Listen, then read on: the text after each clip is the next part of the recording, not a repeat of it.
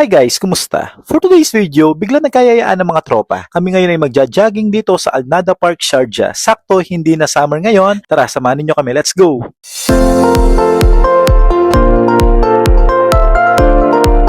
Eto na nga, papunta na nga kami kila Kuya Joel and Ate Jess dahil malapit nandoon ang Alnada Park. So kasama ko nga si Chimmy at kasama ko nga ngayon si Dires. So tingnan nga natin kung day 1 nga lang ba to or 1 day lang. Ito nga pala si Dires, so excited na. So syempre habang naglalakad, warm up na namin to papunta sa kanila. Ang kagandahan ngayon sa UAE, hindi na masyadong mainit. At dahil nga pa winter na, kapunta mo kasi dito sa UAE, hindi ka pwedeng kumain ng kumain. Kaya kailangan dito may disiplina. Tingnan nyo naman guys yung misis ko, talagang lusog na. At nandito na nga kami kila Kuya Joel. Ayun nga, nag-warm up na nga ako dito. Ang ingay-ingay ko dito.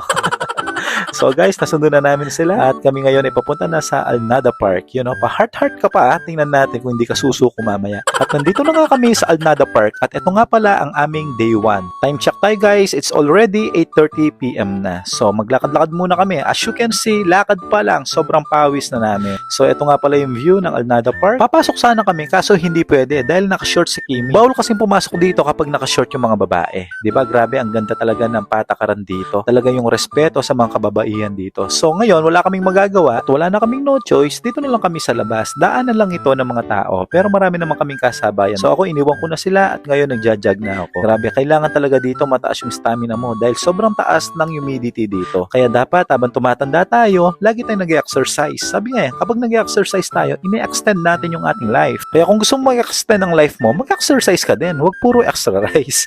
Kaya nga sabi nga, diba, galaw-galaw para hindi pumanaw. Pero grabe ang adjustment ko dito. Talagang dati naiikutan ko ito mga 4 to 5. Ngayon isang ikot pa lang sobrang pagod ko na. So dahil nakailang ikot na ako, naabutan ko na sila. Ito nga pala si Dires, naglalakad lang siya habang nagpapatugtog ng worship song para gulatin natin.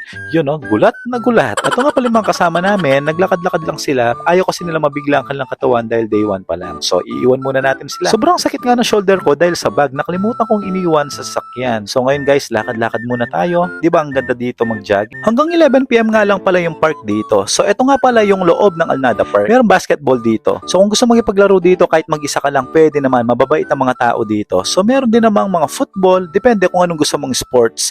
So ngayon guys, lakad-lakad na at yung mga kasama natin, hanapin natin sila. And finally, tapos ang day 1. So guys, salamat sa panonood. Tara, jogging na tayo. Follow naman dyan. Thank you for watching.